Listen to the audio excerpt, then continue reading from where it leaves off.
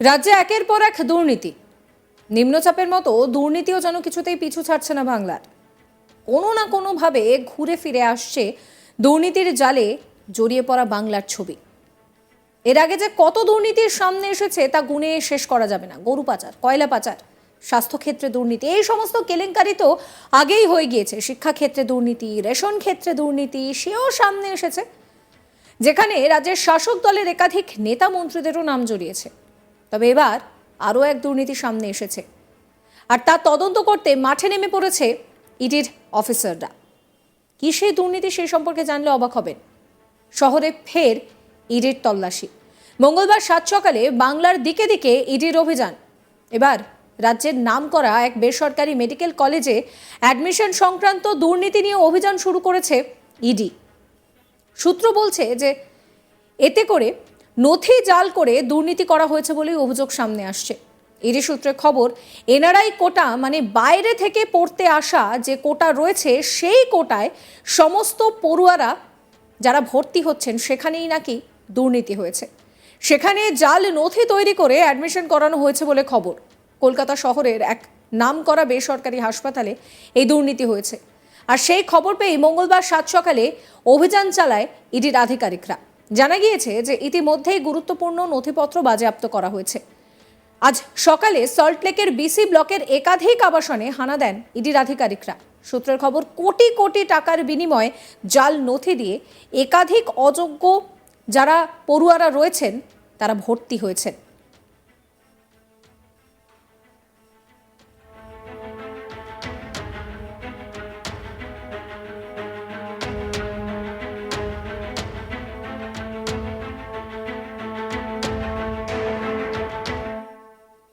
এরপর মঙ্গলবার সল্টলেকে ওই হাসপাতালের ডিরেক্টরের বাড়িতে অভিযান চালায় ইডি। সঙ্গে ছিল অস্ত্রধারী সেন্ট্রাল ফোর্সের বহু জওয়ান। তারাও গোটা চত্বর ঘিরে নেয়। তারা ভিতরে ঢুকে পরিবারের লোকজনদেরকে জিজ্ঞাসাবাদ করে।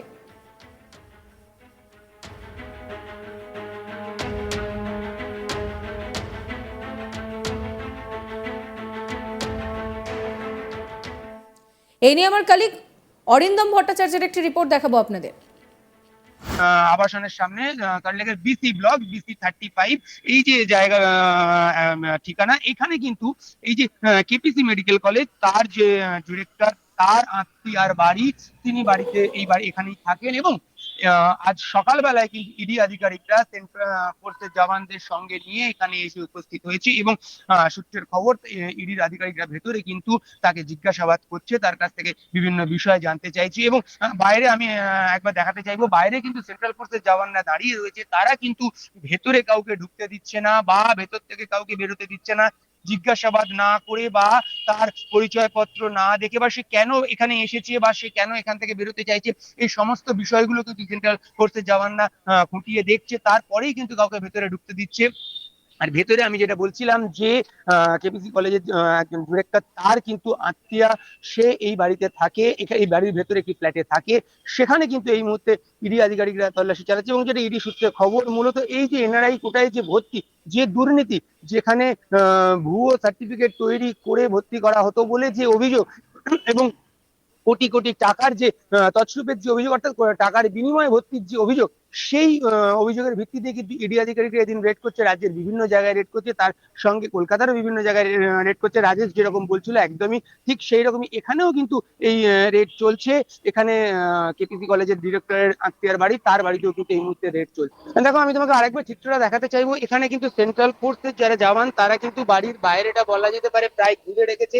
বাড়ির বাইরে যেমন আমরা দেখতে পাচ্ছি 3-4 জন জওয়ান দাঁড়িয়ে রয়েছে, সেরকম ভেতরেও জওয়ানরা দাঁড়িয়ে রয়েছে ভেতরের গেটে। এবং পাশাপাশি যে ফ্ল্যাটে তল্লাশি চলছে, সেখানে কিন্তু ইডি আধিকারিকরা সকালবেলায় এসেছে। সকালবেলায় পৌঁছে ইডি আধিকারিকদের যে টিম, তারা কিন্তু সিজিও কমপ্লেক্সে ইডির যে অফিস, সেখান থেকে তারা বেরোয় এবং বেরিয়ে অন্যান্য জায়গায় যেরকম টিমেরা গেছে, ঠিক সেই রকম একটি টিম কিন্তু এখানে এসে পৌঁছয়। এবং এখানে এসে পৌঁছে সকাল থেকেই কিন্তু এই যে ফ্ল্যাট, অর্থাৎ কেপিসি কলেজ একজন ডিরেক্টরের আত্মীয়ার যে ফ্ল্যাট, সেখানে তারা প্রবেশ করে। এবং সেখানে তারা প্রবেশ করে সকাল থেকে তারা জিজ্ঞাসাবাদ করছে, যেমনটা আমি তোমাকে বলছিলাম, যে তার কাছ থেকে এই এনআরআই কোটার যে বিষয়গুলো তারা তার কাছ থেকে জানতে চাইছে, এবং তার সঙ্গে কোনো যোগাযোগ আছে কিনা বা সে কি জানে, এরকম একাধিক প্রশ্ন, যেটা আমরা ইডি সূত্রে জানতে পারছি যে তার কাছ থেকে ইডি আধিকারিকরা জানতে চাইছে।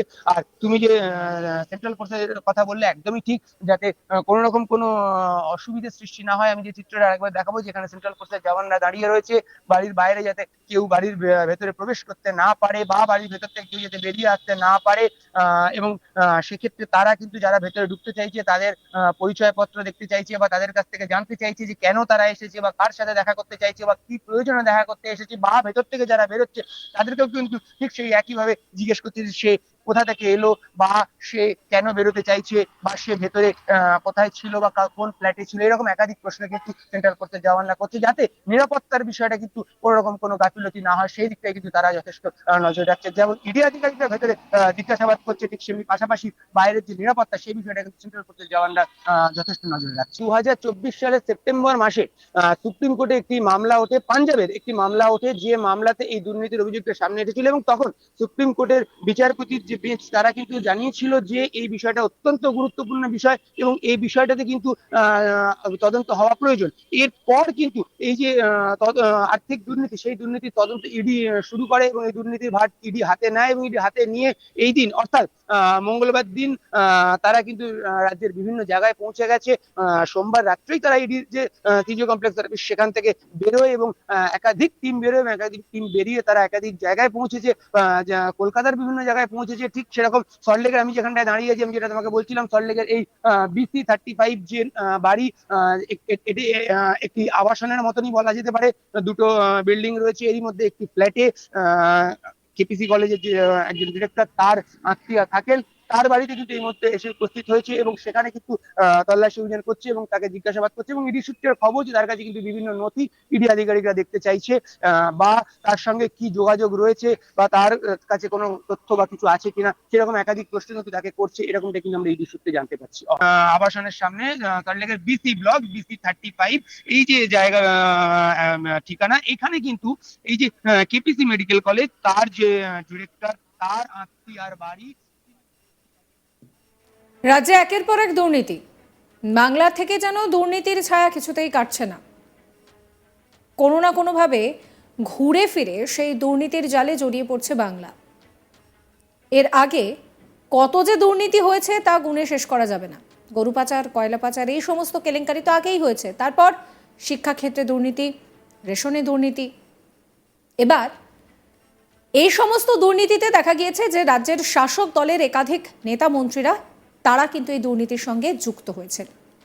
ফলস্বরূপ শাস্তিও পেয়েছেন তারা।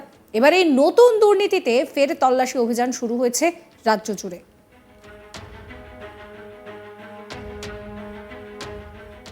সাবস্ক্রাইব করবেন চ্যানেলকে।